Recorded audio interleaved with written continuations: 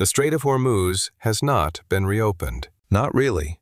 Not in the language of markets, not in the language of insurers, and certainly not in the language of the men who have to steer a tanker through a strip of water where one mine, one drone, one surviving launcher can turn the sea into a verdict. Between March 1st and March 15th, only about 89 ships crossed the strait, including just 16 oil tankers, down from roughly 100 to 135 vessel passages a day before the war. The waterway has not vanished, but the normal system that once moved through it has. And that is where the first truth begins. Hormuz is not a gate that is simply open or closed. It is a pressure point. A thin artery through which the energy bloodstream of the modern world is forced to pass. In 2025, about 20 million barrels a day moved through this strait, around a quarter of the world's seaborne oil trade. And the IEA says flows are now below 10% of pre-conflict levels. That is why a crisis here does not stay local. It moves outward into fuel, freight, food, electricity, inflation, and fear. Iran has understood that for years, and now the United States is acting like a country that understands something equally cold.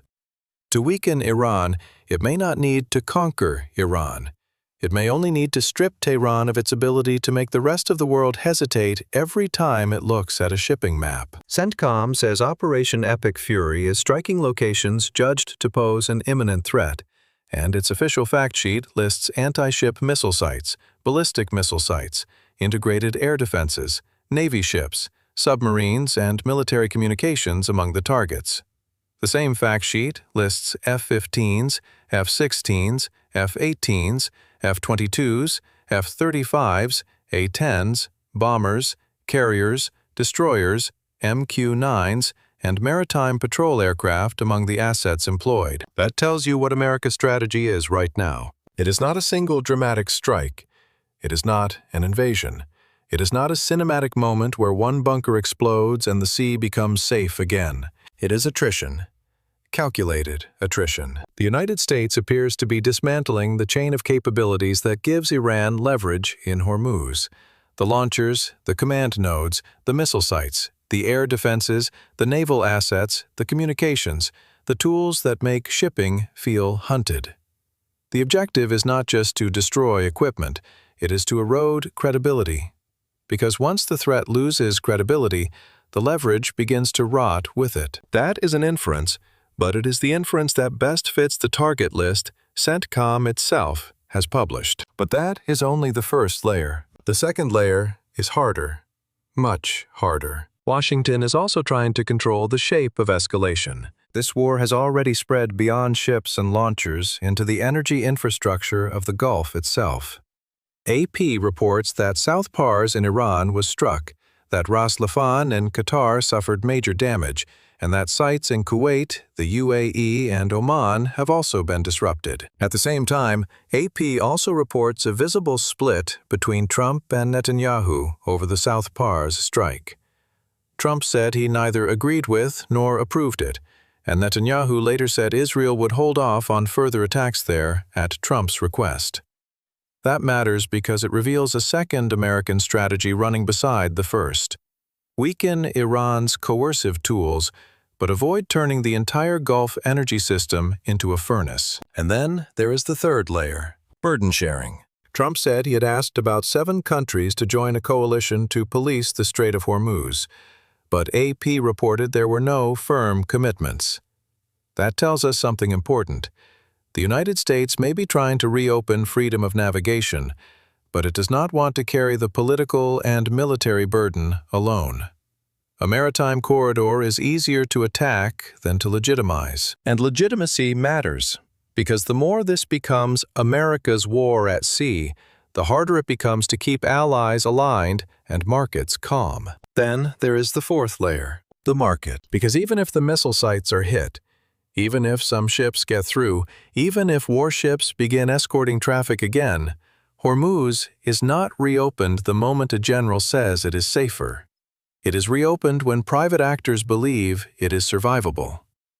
The IEA has already announced the largest emergency oil stock release in its history, saying 400 million barrels will be made available, after flows through Hormuz fell below 10% of pre-conflict levels. AP also reported Brent surged to about $119 before easing back toward $107.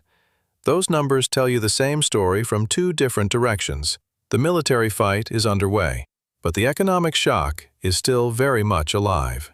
And Iran, for its part, is not required to win in an absolute sense. It does not have to shut the strait forever. It does not have to stop every ship. It does not even have to dominate the water. It only has to make normality impossible. AP reports that Iran has still exported well above 16 million barrels of oil since the start of March, much of it to China, while some vessels appear to have crossed with diplomatic intervention and along what maritime analysts described as a de facto safe corridor near the Iranian coast. That is a brutal kind of power. Not total closure, but selective permission. Not total denial, but controlled uncertainty. Once passage becomes something that must be negotiated, feared, or quietly arranged, the strait itself becomes an instrument of political force. And that is why the most likely Iranian response in the near future is not a clean, theatrical declaration that Hormuz is closed forever. The more plausible path is something darker. Calibrated pressure. Allow some ships through, stop others. Keep insurance nervous. Keep crews afraid. Preserve enough disruption to keep prices elevated and diplomacy urgent. That reading is reinforced by the fact that AP reports Iran's Revolutionary Guard is still publicly saying missile production continues, and the war will go on. So the pattern to watch is not total shutdown versus total reopening. It is selective strangulation. The American response, if the current pattern holds, will likely move in the opposite direction, not toward a full ground invasion, but toward thicker control. More surveillance, more suppression of launch and mining capability, more pressure on the logistics of Iranian coercion, more maritime security architecture, more effort to keep just enough traffic moving that the global system does not seize. That is an inference, not an official declaration, but it is the inference most consistent with the target sets CENTCOM has published, with Trump's coalition push, and with the fact that Washington seems to be pursuing a narrow, hard-edged objective: reduce Iran's ability to weaponize the waterway without inheriting the burden of occupying the land behind it. The most dangerous threshold lies elsewhere. If Iran crosses into a spectacular system shock, a major tanker sunk, a mass casualty strike on civilian shipping, or another heavy blow against Gulf energy infrastructure, the logic of restraint could collapse very quickly. AP reports that Trump has already warned that if Iran continues striking Qatar's energy infrastructure, the U.S. would retaliate. And once wars move from managed disruption to unmistakable strategic trauma, target lists tends to widen. There is another fracture to watch, too, the one between Washington and Jerusalem. AP's reporting on the South Pars dispute shows a real difference in emphasis. The United States appears focused on degrading Iranian missile, naval, and coercive capacity while containing wider energy fallout, while Israel's war logic is broader and more escalation tolerant.